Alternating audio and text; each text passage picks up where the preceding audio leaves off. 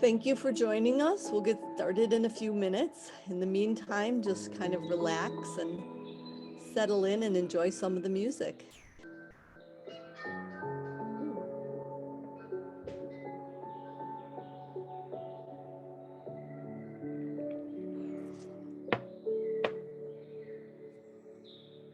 It's funny, the sounds that you were hearing was our big chimes going outside from the garage. My husband picked an amazing time to bring them out there. It's a lovely sound. Yeah, it's really windy out.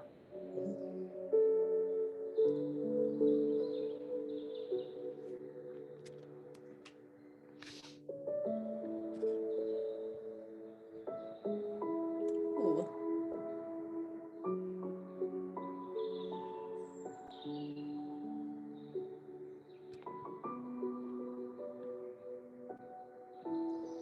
You know, I always do hope that who's ever participating, that they do take care of themselves, because the time that we do these talks at noon and at 6 is right at traditional meal times. So I always hope that be able to sit back, relax, and just kind of enjoy the information instead of it sounding like we're teaching. You know, I just like it more to be comfortable and talk about it. And last time I was really happy with all the participation, all the chat that we had. It was wonderful. So my hope is that we'll do that again. Hi, Amber. Thank you for joining us. So what do you think? Would you guys like to get started, or do you want to wait a few more minutes? Thinking we can maybe give people just a couple of minutes if they're settling into grabbing their dinner or whatnot. Yeah, that's fine. If we're doing that, I might take advantage of this and go refill my water bottle. Yeah. Bridget, you'll be so happy. I'm drinking, Bridget. I'm drinking. Yay. It's happening. I'll be right back. Okay. He's not great at drinking water. Yeah. And I'm always drinking water. It's like a compulsive habit for me. It's like comforting. Yeah, absolutely. So we balance each other in that way.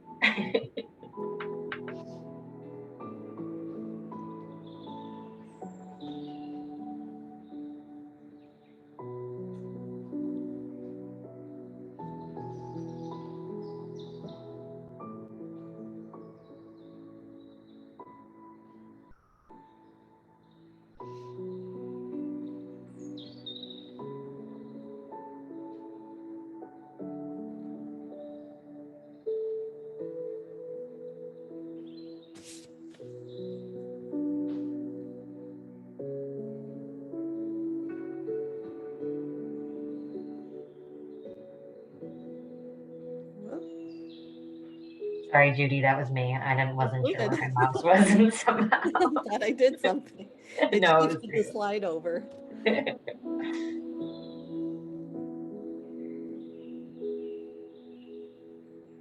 we go.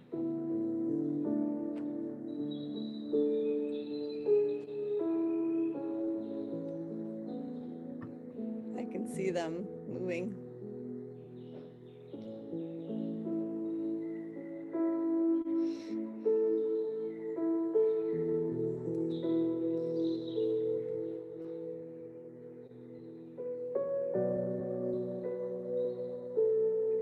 We could probably go ahead and get started now. Jenny, are you ready? Okay, great.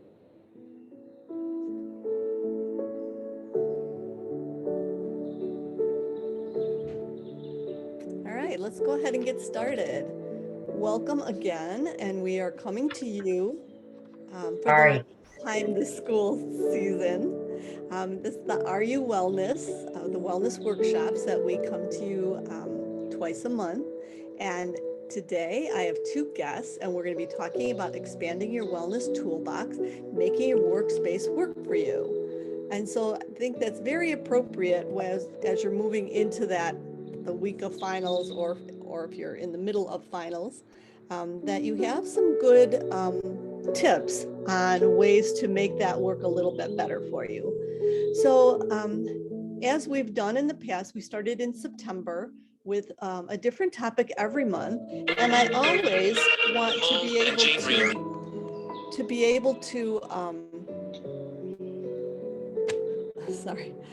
able to get new ideas from you. So if at any time that you have any ideas of things that you would like to have us talk about, I'd really appreciate an email or a comment to let us know that there might be something else to do starting next month or next year. We'll be back in September. So let's move ahead and get started. And there we go. All right, so let's just get settled. Let's just get settled with a grounding exercise. This is called the power of kindness. What I'd like you to do is settle back in your chair and to soften your shoulders so that you are sitting upright but comfortable. Feet are flat on the floor. That's always an important thing, not to crush your ankles or your legs. Your hands are on your lap. If you're comfortable being able to look down at the ground or close your eyes, that's really good. Before we get started with that, though, I'd want to talk a little bit about a calming hold. So one thing is putting your hand over your heart is a very calming thing for your brain. It just is a signal that your brain should calm. There's another one that if you take your right hand, put it underneath your left arm, so you're pushing on those ribs on your left side, and take that left hand up over the right shoulder. You actually connect a neural pathway. So as you press in on that, just gently, and take 3 deep breaths, in through your nose, out through your mouth. Again, you're able to calm yourself. And this can be a very subtle thing if you're getting ready for a talk, you're presenting at grand rounds, whatever you're doing, this is kind of something you can do before you start to allow yourself to slow down a little bit, to calm down and be able to see the big picture of what's going on. Whichever hold you take, hand out over your chest or the calming hold, go to that space, close your eyes, and kind of imagine a very calming scene, whether it's your chair at home, it's a beach, it's up in the clouds, just something that is comforting and calming to you. Feel the freshness of the air, breathe in through your nose, out through your mouth. Hold on to that image and just listen to these words. I'd like you to remember a time when someone beloved or a beloved pet was kind to you. Allow yourself to feel this kindness and warmth.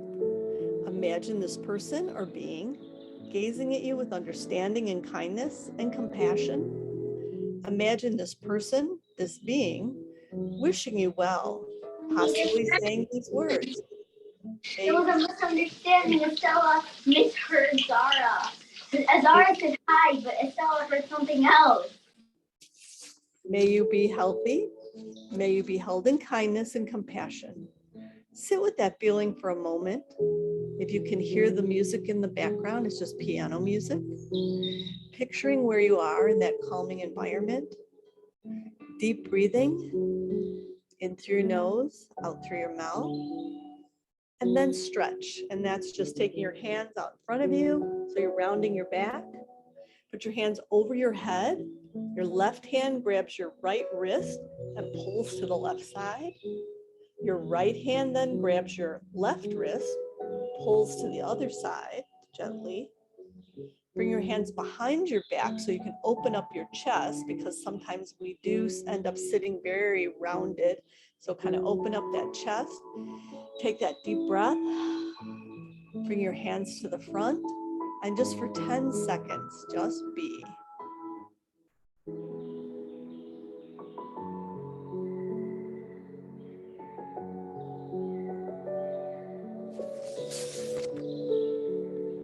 Right. Well, thank you. What we're going to do is go ahead and get started. And we have both Dr. Han and Popova that are here from occupational therapy, and they are going to take the reins at this point. Great. Thank you so much, Judy, for that introduction and for that lovely grounding exercise for us to kind of transition into this space tonight. And importantly, thank you everyone for joining on this busy time of the year and we start to get a little warmer weather. So I want to applaud you for making some time for your own wellness. So as Judy mentioned, my name is Bridget Hahn. I am an assistant professor in the occupational therapy department. My background in clinical practice is more in working with individuals with a variety of physical disabilities, mostly in an inpatient rehabilitation setting. I teach human structures and principle of movement along with a few other courses, but that one really lends itself to the topic we'll be discussing tonight, which is ergonomics and workplace comfort. And I have the pleasure of being joined with my partner in crime here, Dr. Popova. I'd love for her to introduce herself next. Hello, everyone. Good evening. So exciting to talk to you. I, like Bridget, also teach in the Department of Occupational Therapy. I am also an assistant professor, and I primarily teach developmental disabilities courses, program development, and the doctoral capstone. So I get to experience the stressors of the final doctorates along with our students in our program, which is why I'm here so late in my office, dialing in from Rush. And what brought me into this work is just the exploration of self-care and resilience and burnout, both in occupational therapy practitioners and students. I find that my interest peaked in this topic since the pandemic, but Bridget and I actually began working on this work before the pandemic began, and all of this became extra relevant to us all. So happy to be here.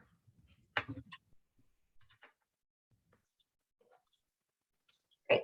So today, as we mentioned, we'll be talking a little bit more about some tools for making your workspace work for you. So looking at how you can position both yourself and your environment for maximal comfort. So how we'll do this is I'll go ahead and I'm going to share a little bit of background research. Dr. Popova is going to share a little bit more of some of the research findings from a descriptive study that we're working on in the occupational therapy profession that we think will be relevant for this discussion. Then we're going to talk and try and equip you with some tools for positioning yourself within your workspace. Again, thinking about some of those interpersonal or those internal characteristics, as well as setting up your environment, your physical environment. And then Dr. Popova is going to touch on even beyond that. We're going to have a moment for reflection. And we just have a slide about some strategies to facilitate change as we think we talk about these different tools that we'll be providing you. A lot of them are habits that require certain change to occur, behavior change, what can be really challenging. So we'll give you the knowledge, but we also want to give you some tools to help put that knowledge to use and practice. So given you guys showed up, you may all understand that ergonomics is important and that in working, we can position ourselves in ways that set us up for some discomfort.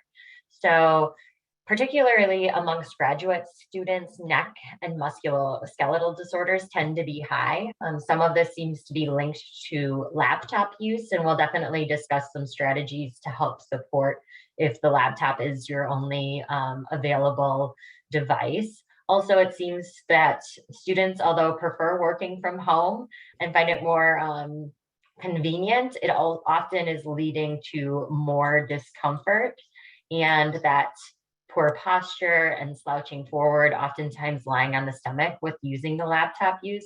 While it may be convenient, it often can lead to more discomfort in the long run. Furthermore, those of you that may be faculty or have healthcare backgrounds, I think that this is just a nice statistic that demonstrates the intersection between more of our broader environment, thinking about things like psychosocial safety and emotional exhaustion, linking to increased physical injuries. So this study was done particularly in healthcare workers, but I think it also draws to the importance of making sure that we're not just setting up our physical environment, but thinking more broadly about some of our interpersonal and mental health considerations at work. And of course, the good news here is that ergonomics education and simple adaptations, which we're going to talk about this evening, yay, can positively impact a lot of these things for like body awareness, can help prevent pain and also reduce some of this computer-related discomfort. So now Dr. Popova is just going to introduce a little bit more of the ergonomics concept. So for the purpose of this presentation, when we're thinking about ergonomics, we're really thinking about how we can rethink our spaces and our environments to work more efficiently for us. And you can reflect on yourself wherever you're sitting or maybe laying down, whatever you're doing, standing up. You can think about yourself and what is your position in your room? How are you situated? For me, I'm situated in my office. I can think about the position of my desk and what I can do with that position. For example, the way that my desk is positioned here at work is a lot more ergonomically designed than it is at home. I very strategically designed 3 separate spaces for myself. This is the location where I talk to people. This is the location where I do my day-to-day business. And this is the wall that I face when I need peace and calm and relaxation. So you can be thinking about that. One thing to not disregard, though, is also the impact of some of the other spaces that are happening. How's your lighting? How is your laptop or computer positioned? What is happening on your laptop or your computer? We know that our daily stressors have an impact on our body, not just in terms of blood pressure, right? And headaches and whatever other, but also just like physical aches. For those of you that drive, you may have noticed that sometimes you have to rearrange your rear view mirror. We know that we shrink as the day goes by. We tend to be uplifted and excited in the morning, regardless of how tired we are, and we become smaller during the day. So we can think about what are some of those other elements, what's happening, what are the news that are coming in on your computer, what are you working on, how's that impacting your body as well as your body position. You can think about some of the office talk that's going on. You know, what's the word on the street? Are you getting some positive messages, negative messages? How is that impacting your body and how you're feeling and how you're positioning? We all know that when we get really heavy news, right, it's really easy to just like curl up. And of course, with all of that, thinking about your mental health, relaxation, making enough space for leisure, and thinking about how can you design your working environment to really promote that mental wellness that also is uplifting, right? And creating a space that really optimizes across these different domains, whether it's what you're doing, who you're talking to, or the impact factors on your mental health. So with that in mind, we conducted a study in occupational therapy. So the study was designed to look at resilience, well-being, and stress in occupational therapy. And we surveyed a bunch of students and practitioners, and we learned a variety of things that will not be a surprise to any of you in higher education or healthcare. We know that we're not really feeling well. Our participants were feeling well less than half the time. They had average resilience while facing moderate stress, which we know is just a boiling pot waiting to boil over. And the self-care domain that our participants relied the most on was their supportive relationships. So all the lovely people in our immediate and extended social networks. Where we had the most challenging time is physical self-care. So specifically, there is about 30% of us that do not feel like we consistently eat food that is nutritious for us. About 35% of us, myself included, do not drink sufficient water. And 55% of us feel like we do not move or exercise enough during the day. So this is something that we hope to kind of explore more with you all. How can we optimize our spaces to promote this physical self-care domain? Okay, thank you, Dr. Popova. Next, before we pivot into some of these tools, I want to kind of ground ourselves in our bodies. So Judy, I think, set us up nicely, so hopefully it'll be a quick transition. But if you want to just go ahead and find a nice comfortable seat for you, you may be in your workspace setting. If not, you can kind of call to mind maybe how you're typically are positioned when you're working or studying. Then just taking a deep breath in, and then on the exhale, trying to let go of whatever happened during the day. And finding a little bit more ease given that you're at an ergonomics presentation, you may be feeling some tension in your body. It's also the end of the day, and it typically can kind of build up throughout the course of the day. And I invite you, if it's comfortable to you, kind of do a scan of your body, noticing if there's any places that feel comfortable, maybe your hands or your feet, where you're feeling a sense of ease.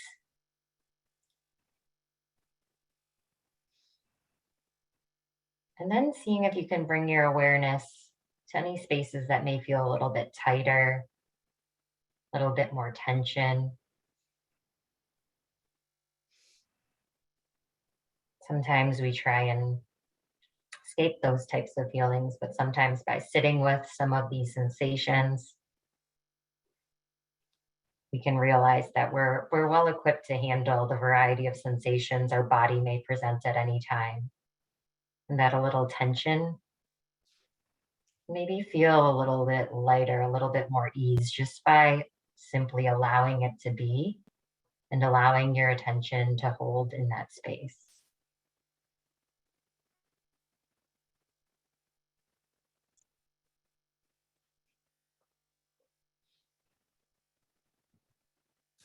And then when you're ready, returning to the space, opening your eyes. Mindfulness is really a great tool for us to really connect more with our bodies and be able to meet our needs. So our bodies are really our home. And if we're able to connect with them, we're able to better kind of position ourselves in our workspace if we can be present to the sensations that are coming up and take the time, make the space to make adjustments. Kind of leading into this, what we're going to do is we're going to start by talking about a big internal tool that you have, and that is your body awareness and how that relates to how you position yourself, your posture in your workspace. So really a comfortable workstation like starts with your alignment. And when we talk about alignment, we usually start really closer, proximal as we call it, so close to the body, and work our way out. So thinking about where your pelvis is positioned, and then thinking about the alignment of your spine. So what we have pictured here are the 4 curves of the spine that occur naturally. And over the course of the day, as Dr. Popova had mentioned, we start to shrink. So those little discs in between the vertebrae tend to flatten with the pressure of gravity, and those curves tend to become more accentuated. So you may notice your head moving forward and your upper back rounding. You might get a little more pressure in your low back. So one way that we work to kind of counter this is the idea of a tall spine, and certain cues that are used are like you could feel like a string was tied to the base of your spine that was being lifted up. Another cue that's used, if there was a button on top of your head and you are trying to reach your head forward without, standing up or moving your leg position, and really getting some space in the spine. That can be really powerful. And now we want to try and put our shoulders back and down. So I invite you all to try and join me in maybe finding a comfortable upright posture. I might just stop sharing my screen for a moment and allow you to kind of see my body so you could maybe get a sense of what this might look like. So when we talk about a neutral pelvis, if you go ahead and put your hands on your hips, you should be able to notice somewhere along the front, you can feel kind of the front of your pelvis. And then if you work your way to your lower back, your thumbs should end up. There's 2 little bony points in the back, just around the sides of your sacrum. You may not be able to feel them just depending on how your body is, but roughly your hands should be on your hips, right? We all know where that is. You can't feel those exact spots, don't worry. But just go ahead and you can try and tip your hips forward and tip your hips backward. And just getting a sense of how your pelvis kind of moves in space. And you can even try and go side to side, putting weight on one hip and then the other. And then slowly just making that movement smaller and trying to notice where you land naturally. And you should try and feel a sense of symmetry left to right. Your hips should be steady, your hands, like your front fingers and your thumb, about equal or maybe a little bit forward. And then you can just, at this point, try and open up your shoulders and relax down. And as much as there's like a little bit of effort, there should also be a sense of ease in this. So try and, as you feel your spine reaching up tall, let your skin kind of melt and invite in that sensation. Your bones are strong, your muscles are strong, but the soft tissue at the same time doesn't need to be engaged. Thanks, Jenny, for starting some discussion on the chat. I would love to hear from folks too as we go along. So another technique, I'll return to sharing my screen. So another little internal cue that we can use to help, especially with protecting our lower back, if you tend to have lower back issues. My screen is sharing again, right? Okay, I gotta ask the question. Okay, is this, so I was mentioning if you have problems with your lower back, a great way to support your lower back is just really a gentle core engagement. So, you know, if you're sitting, this doesn't have to be anything really big, any strong engagement. But if you're like rising to and from your chair, picking up your backpack, or even if you're sitting unsupported without your backrest, a little bit of just a slight expansion in your abdomen will help. It puts the pressure from, you can see like the front side to help support your lower back. Just a little bit of bracing your abdomen, your like diaphragm actually pushes down, can be really supportive and protective for your low back. So you should be able to put your hands kind of underneath your lower ribs. And you should feel, as you kind of contract your abs, a little bit of an expansion like outwards. And then just let a little bit of ease come in. And that's your core, and that's really going to help support you, give you a solid foundation, so that way you can move and interact with your environment. We need that proximal stability in order to move effectively and have that freedom, the mobility in our arms and our legs. Okay, so now we're going to pivot and check in with your workspace. Hopefully your workspace doesn't position you like this shrimp, all curled over. Little funny image, thanks to Dr. Popova. So let's talk a little bit more about setting up your workstation. So we're going to start kind of with our trunk. We want our back supported while trying to maintain those natural curves. So oftentimes we find that the lumbar curve, which you can see in the image, is really the bottom of the backrest, kind of has a little bit of a forward curve to it. That can be hard to find a chair that supports that well. So oftentimes folks will use like towel rolls, and we'll talk about pillows, some other strategies to maintain that lumbar curve at the low spine. Your head should be positioned over your shoulders. Your chin should be level or slightly down. We tend to have the tendency to stick our chin forward. So thinking about trying to position your chin level slightly down and maybe even back towards your body a little bit. Your eyes should be level with the top of your monitor, and that will allow your eyes to move down and to scan down without having to move your neck a whole lot, because we want to minimize a lot of mobility in the neck during your workday. Your feet should be supported on the ground. That can be accomplished through adjusting your chair or through putting blocks or binders or books underneath your feet, stools. Your knees should be bent to 90 degrees. And that allows for your feet to be right beneath your knees or slightly in front, and just to support your low back. The hips at 90 degrees, or you can even go a little bit further, bringing your trunk away from your lower body and opening up that angle a little bit. In order to prevent a lot of excessive pressure on the back of your legs, your seat pan should end a little bit it should be end about 3 inches from the back of your knee. And that's going to give your leg space to really open up that hip degree to the 90 or the 110. Arms should be at your side, elbows 90 degrees. Really, it should be or less. You don't want more than a 90-degree angle. Basically, you don't want your hands any closer to your body than 90 degrees.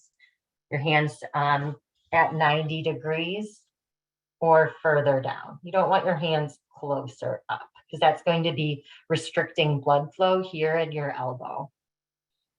Your elbow should be positioned right below your shoulder. You don't want to have this position where you're going out to the side in order to rest.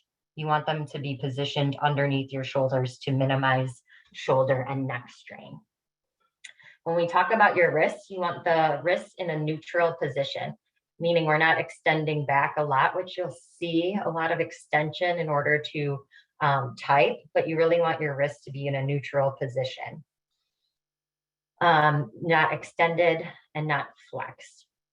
Furthermore, your wrists move in this other plane of movement and they can go to the left or the right. We call this like deviation, and you don't want a lot of that happening either. So one way to do that is really through an ergonomic keyboard if you're doing a lot of typing. It also prevents a lot of like that internal rotation to position your hands to type, and we'll show some examples of that. The monitor should be about arm's length away, and that just allows for you to be positioned well for your vision and for reaching things. Amber, I know some of those, thank you for adding in the chat, some of those cues can be really helpful. It's amazing the power of just like a simple cue to feel something different in your body. So thank you for that.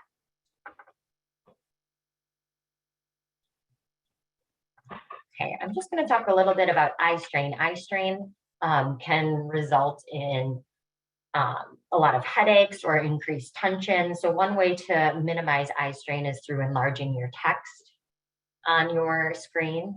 And you can do that through a number of ways in your display settings. You can also try and limit the glare from your screen by positioning your monitor at a 90-degree position to the window. Taking vision breaks every 20 minutes. So that's where you look 20 feet away for 20 seconds every 20 minutes. And that can be really helpful to maintain the health of your eyes and also prevent things like headaches and eye strain. As far as physical strain, you want to avoid a lot of contact stress. So if you are resting your hands on the edge of the desk or have like a hard armrest, we'll show some ways that you can try and pad, but try and make note when you're in your usual work position, are there certain areas of my body that are touching surfaces that don't need to be and are putting more stress on my body? Taking movement breaks. I think Judy offered a really nice option for us to get up and move. Also, just like standing up and reaching your arms up over your head is a really great way to quickly decompress the spine. You can vary your physical position, take any work that maybe you could do a meeting on the phone or maybe a meeting even like standing in the kitchen.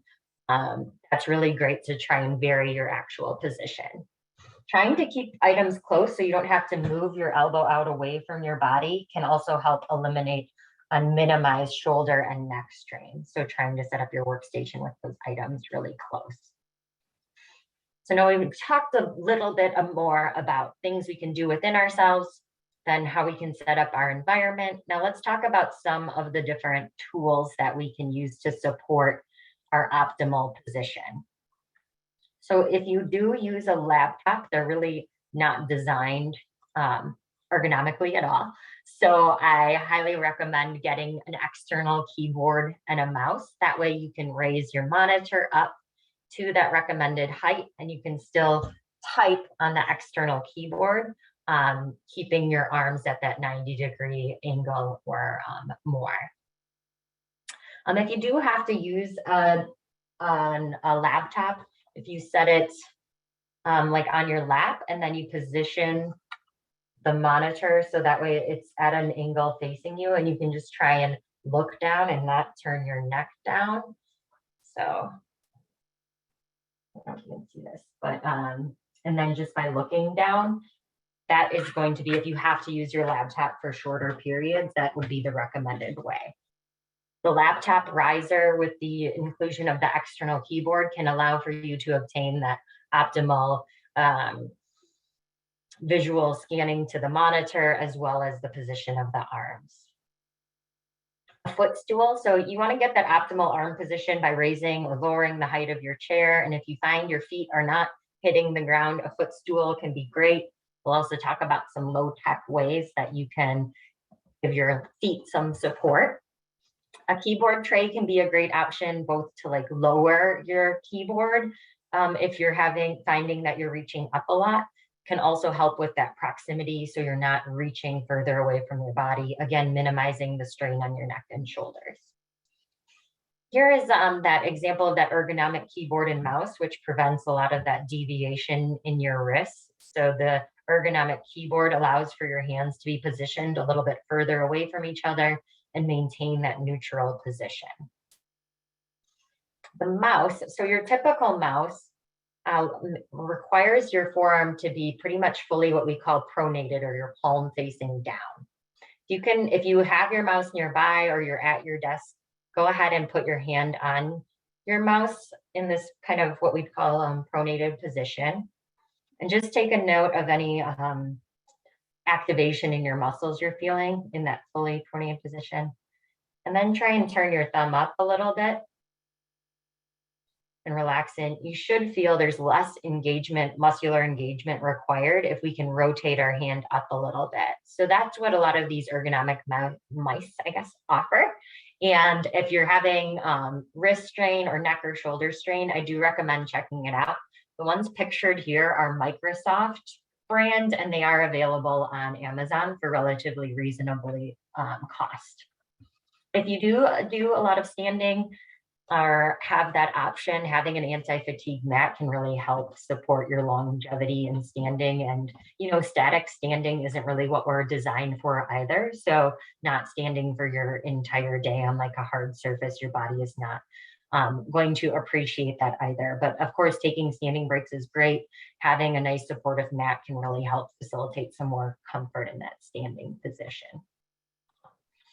I think these are a few nice images of different ways that we can set up our home environments, all the different spaces that we may end up in ergonomically, how we can utilize the microwave or a puzzle box to help achieve that optimal. You can see the elbows are at that 90-degree or greater. The head's looking right at the monitor height in both of these images. The bottom picture of the keyboard is an example of using a towel roll to prevent that physical contact of the edge of the desk on your forearm, which can put some pressure here, things like carpal tunnel that could lead to. So just using a simple towel roll there. And if you have to work in bed, trying to support your back and putting something underneath your knees, or this is a really nice way to support yourself if you are finding yourself needing to be in a reclined position while working. And now I'm gonna, There's a question for you in the chat that I think is very applicable to the standing mat too. okay. Is, are standing desks better to support posture? Kathleen, thank you so much for the question. So I think standing desks, the ones that like raise and lower, are a really nice option. Our bodies are designed to be moving in a variety of different positions throughout the day. I wouldn't recommend just going straight standing for 8 hours straight. I think, you know, starting by adding in, let me try working a half an hour twice a day, and then adding more as feels comfortable in your body. I do think you still want to be concerned. You won't have as much like arm or shoulder support. You won't have like arm rests and things like that. So just being mindful as you kind of like slowly would make that transition. I wouldn't say there's necessarily a better or a worse, but I think it's important if we can try and balance both sitting and standing postures. And we certainly tend to err on the side of doing more sitting, especially in this kind of office workspace context. So finding more ways that we can be upright is really needed. I hope that's helpful, Kathleen.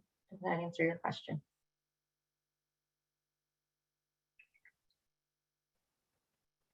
You were talking about that, Bridget, too. I was thinking about how for a while I was using a standing desk, and what I noticed is that while I was standing more and my endurance for standing was going up, one thing that I noticed is that I was consistently standing like this and having a weird tilt or a lean too. So being mindful about just the mindfulness exercises that Bridget shared, and still maintaining sense of what is your body doing, because I wasn't intentionally doing some weird stuff while I was standing up because I was leaning into one way or the other. And I know that some other folks struggle with that as well.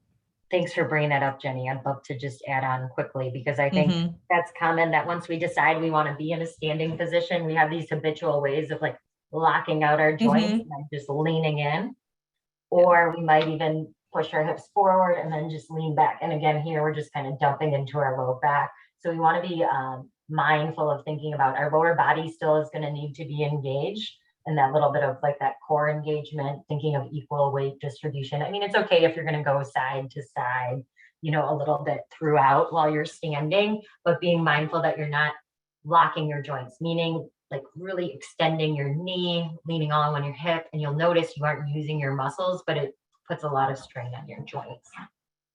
So thanks for that. Absolutely. So thinking about all of this, and again, going back into the element of some other workspace considerations that may impact your ergonomics, is thinking about ways that you can integrate some positive reminders for mental health and social connectedness. Research shows that these two variables very heavily impact our sense of well-being and how well we're able to feel in our bodies. So thinking about looking around your office or wherever you're sitting right now, thinking about how can you build in some physical opportunities to remind yourself to practice some self-compassion, or remind yourself to take a movement break or take a deep breath and decompress. Thinking about ways to integrate some reflection and rest. For example, for me, when I was thinking about my workspace, I very intentionally created a space to the side to have just a visual break where I can go and relax and not necessarily look at a screen or at the door or anything else that might be creating some kind of tension in my body. Thinking about ways that you can promote social connectedness. I know many of us in healthcare, they always recommend, save those thank you notes from your students or the patients, right? So for me, as I was designing my space, you can see, well, actually you can't really see them too well, but I have all my beautiful people that remind me to do better every day. I also think about how we can use technology to both set boundaries, but also increase connectedness. For example, for me, I use Teams quite a bit at work to stay connected with my team. So yeah, just hope that you will take a moment to reflect and think about how do you integrate elements of mindfulness into your day-to-day? How does your workspace promote that and empower you to take a break, empower for you to practice mindfulness? Judy shared in the chat that using soft music can help within your space. So thinking about, do you prefer some kind of background noise? Do you prefer silence? Are there times in the day when that changes? And how does it impact how you're feeling within your body, right? Really taking a moment to reflect, because those edits can really change how you experience your day-to-day. Absolutely. So we're going to pause for just a moment here so that you can all reflect and think about what within your space supports your well-being. Feel free to share it in the chat or just share it with yourself.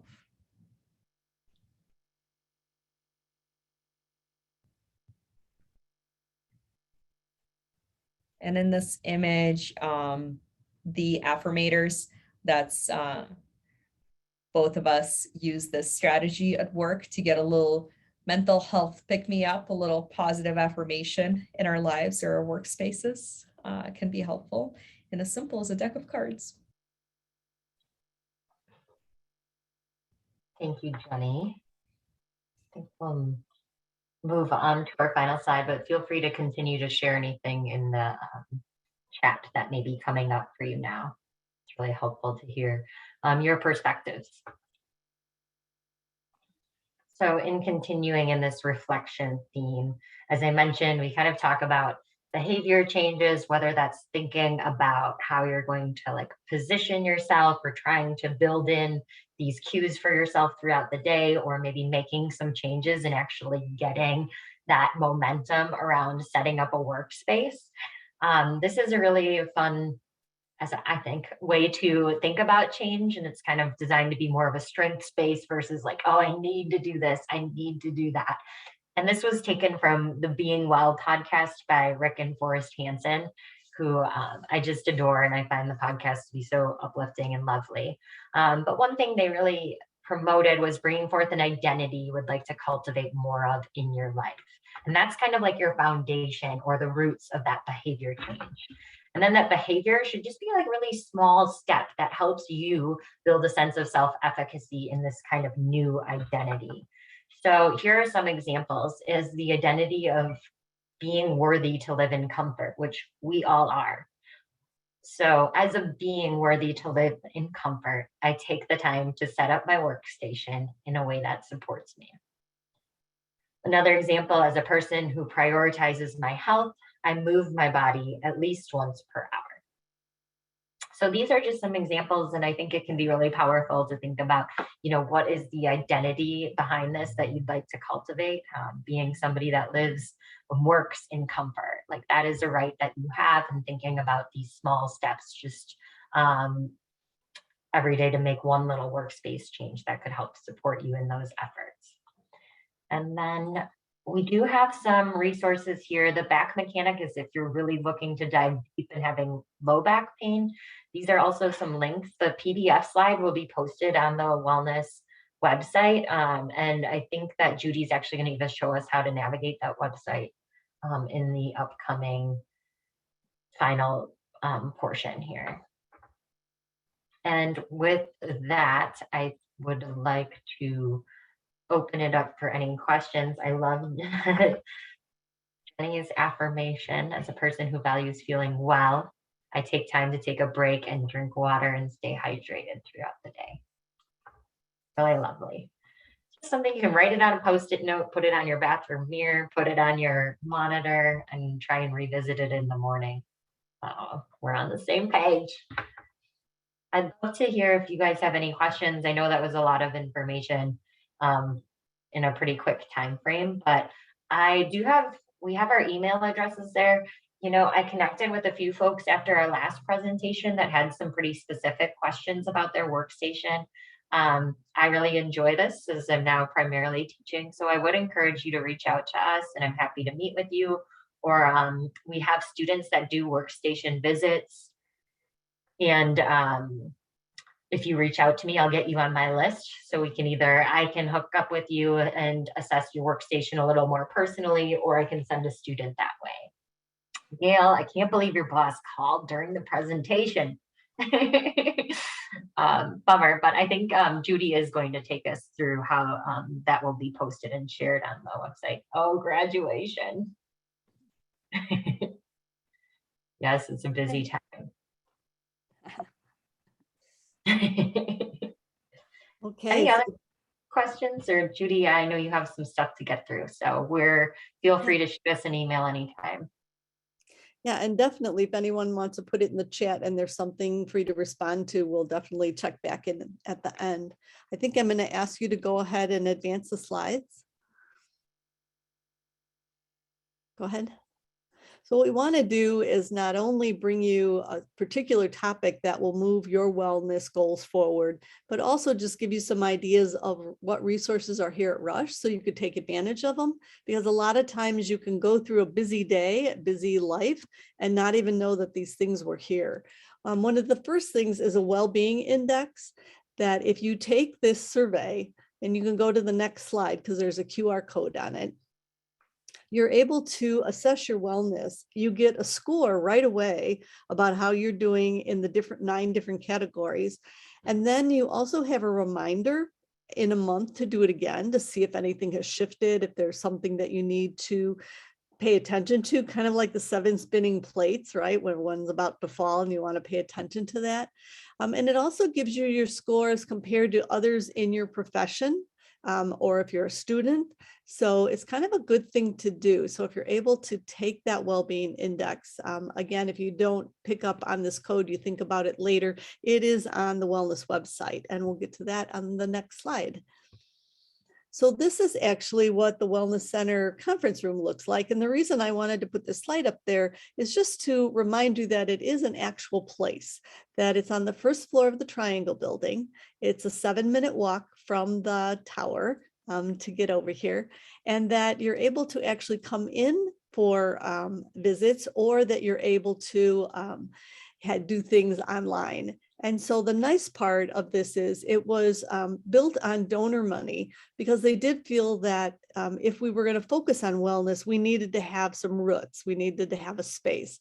And the space was built around wellness. The lighting, the flooring, everything. It's just a very calming place to come. So my hope is that when you do come for any kind of coaching or counseling, that you will feel that attention to those types of details. On the next slide, it tells you a little bit about what's at the website, at the Center for Clinical Wellness. And there's not only counseling and coaching, but there's the energy pod, that's the picture of that. And for about 20 minutes, you go waitlist, and it is amazing, a great reset. It's a great treat for you if you've worked hard on something and you just feel like you got to resettle, or you've come over for coaching because you felt a little overwhelmed, or you felt you had a big presentation coming. It might be nice to add that onto your appointment. And when you go to the website for making appointments, the Energy Pod is one of the counselors. So you'll see each of their names, and at the very end is the Energy Pod, and you can actually make an appointment online for the Energy Pod. The next slide. This is the website. So you can go to Rush, and you see the /wellness, and you will get to the website. On the right-hand side is a drop-down menu that you can do your scheduling right there for appointments. You can also go to any of our wellness newsletters that are monthly. Also, all of our recordings are on this site. If I were to scroll down on this, if you could see the full page, there's actually buttons down at the bottom for different wellness things, different things that are available to you right now. Things like rooftop yoga is coming back again as soon as it's warm enough. All those things are on this website. I know, isn't that wonderful? All right, and also this is going to be yoga is going to be available over at Copley too. So they're really expanding and taking in the whole Rush system, which is wonderful. On the next slide, it tells you just that we're available 7 to 7 in person and telehealth. So that's really nice, because a lot of people work 7 to 7, or they're working in school. So it's good if you do have time off to be able to still get that counseling or coaching. And if you just go to Inside Rush /wellness, you'll get to the same place that if you clicked on this QR code, it would take you to the same spot. There'll be one more QR code if you want to use it and you miss this one. On the next slide, it's just talking to you about confidentiality and privacy. I think it's so important that you feel confident and competent about coming to the Wellness Center, that the design of it is for your privacy. It is very confidential. You come in by appointment. You're in a 1-person waiting room that goes directly into your coaching room, which exits out into a common exit. Also, the documentation is not Epic or MyChart, so it is very secure and separate. And I think that helps you feel good about where you are and how you're being cared for. This is a side-by-side comparison of the Wellness Center that I've been talking about, operated by Rush, 7 to 7, Monday through Friday, online scheduling, unlimited sessions for all of Rush community, which means it could be students, it could be physicians, it could be nurses, it could be anybody within the Rush community, and it's free. Right now, there is no charge for any of that. Now, on the other side of the screen is the Rush Wellness Assistance Program, and that's the traditional EAP program, Employee Assistance Program, that it is contracted by Rush with Perspectives. It's 24/7, and it's a text or phone scheduling. They offer 5 sessions and then they switch over to your insurance. The unique part about it is it's available for your immediate family and significant other. So that's really a nice opportunity. And again, it is the 5 visits and then it flips over to your insurance. This pager just went live this past summer, so almost a year now, 852323. It is responded to 24/7 by one of the staff in the Wellness Center within 60 minutes of your page. So you can e-page or page on the phone. And what it's for is just if something's not right, whether it's you or a colleague, something's just you're overwhelmed, you're feeling panicky, whatever it is, that it's just not okay. And so you want to page and just talk to somebody and they will help you in the moment. And then they'll also offer some resources that might help you in the next few minutes, the hour, or in the next day. So it's an important thing just to know that number. And for those of you who are Bulls fans, it's easy to remember 2323 for Michael Jordan. All right. On the next slide is actually the algorithm that if you feel that somebody is in danger, there is a crisis, that absolutely call 911. Do not stop. Do not think about different ways to do it. Just call. You can always, it can always kind of close that call up if things are okay. But the important part is to get help right away. The I need support now, that is the Wellness Assistance Program that I was just talking about, the EAP. The one below it is the pager number, that's the 852323. And then finally, if you want to invite someone from the Wellness Center to come to your area for a talk on any of the wellness topics, you can go ahead and make that request. And these request options are also available on our website. All right.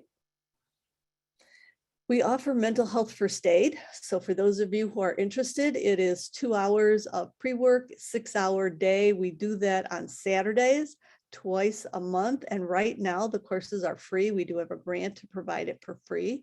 So if you're interested in that, sign up soon. After that comes Wellness on Demand. Did you know that Yoga Works for the first 6 months for Rush employees is free and for students? So you're able to give it a try if you kind of wondered about it and just never got around to it. So this is a really good time to do that.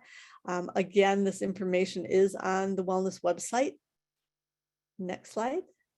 We do also have mindfulness courses. There is a charge to that. I believe it can be covered with LEAP funds, so want to check into that if that's interesting to you. But mindfulness is truly one way to kind of get back to being in the moment, kind of pushing away a lot of the distractions and allowing you to truly focus. And so it's a very good thing to kind of bring on for yourself. Next slide. So with each of these talks, we do try to support some of the pillars of the well-being. And I think both of you did a great job on taking a look at our physical self. You know, even when we hold ourselves in a certain position where it's more comfortable and ergonomic, that we will find ourselves having better digestion. We'll find ourselves sleeping better. I think all of these things were touched in the talk, and I really do appreciate both of you for being our guests today. And I think we have one more slide. Yes. So I think we had a couple of questions in here, and as usual, we will go on for the next 5 minutes to do the relaxation exercise. And if any of you would like to stay on, that would be wonderful. And if you have any last questions for Dr. Hahn or Dr. Popova, please let us know. Go ahead and unmute yourself. Otherwise, in just a moment, I'll get started. And we Thank can you, go back. Judy, and thanks everyone for joining. We can go back to the full screen. Thank you so much, everyone. Yeah, thank you. All right, so if there aren't any other questions, we'll go ahead and do our 5 minutes of relaxation. And for those of you who have never done meditation, this is just kind of a good way to kind of give you the experience of a guided meditation. All right, so if you go ahead and kind of get yourself in that good position in your seat, you want to be upright, not slouching, but not tense. Your shoulders are soft, your feet are flat on the floor. Your hands are on your lap with your palms down. You're taking 3 deep breaths in through your nose, out through your mouth.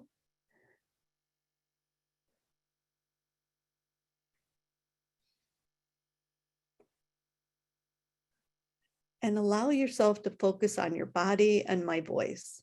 So we want to start out with just a scan from the top of your head down to your feet. Want to allow yourself to focus on your feet. And as you do that, you're going to curl your toes like you're curling around a pencil, lifting your toes up, keeping your heels on the ground. Hold it for a moment. Allow your feet to go flat and release that pencil. Do that again. Curl your toes, lift them up, holding your heels on the ground. Hold it and let your feet go flat and release that pencil. That's part of flow yoga. We'll do a couple more of those different types of poses in a little bit. Now what I'd like you to do is curl your toes, hold them tight, and include your thighs and your calves. Hold it. Take a breath in, and on exhale, from your hips, allow all those muscle groups to relax. One more time, curl your toes, calves and thighs are tight. Include your glutes and abs. You're sitting up straight. Hold it for a moment. Take a breath in. And on exhale from your hips, let all those muscle groups relax. Wiggle your toes and take a deep breath. If you're comfortable, you can go ahead and close your eyes or look down at the ground. I'd like you to take your right hand over to the left side of your chair and very gently pull. So you're stretching your back very gently and come back to the center. Again, you take your left hand over to the right side and stretch your back. This is a good thing to do in between your Zoom calls.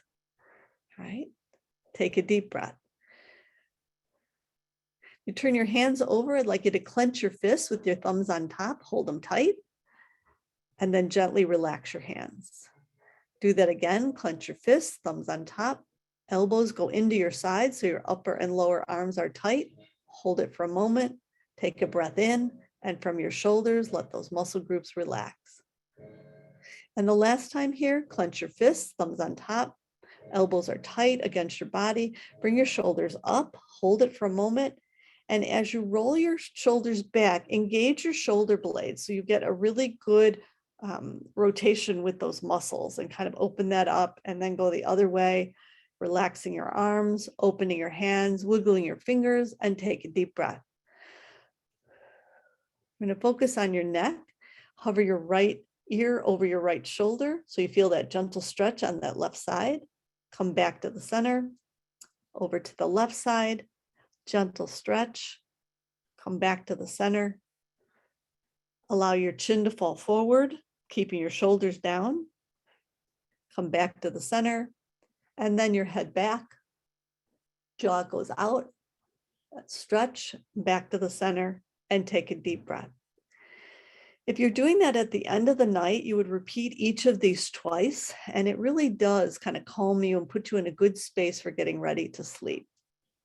The last muscle groups is your facial muscles. So if you clench your jaw and purse your lips, so you have a good pucker, hold that tight and allow those muscle groups to relax, open your jaw.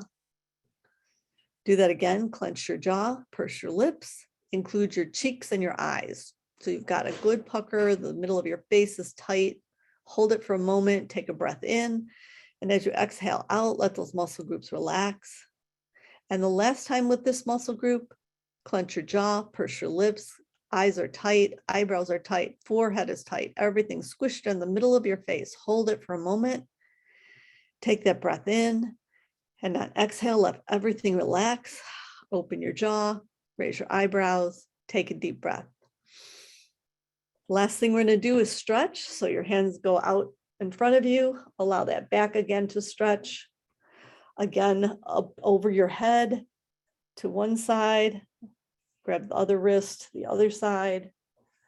To your back, put your hands behind you so that chest is open. Good deep breath. And then just bring your hands in front, and before you enter into the rest of your evening, allow yourself 10 seconds to just be.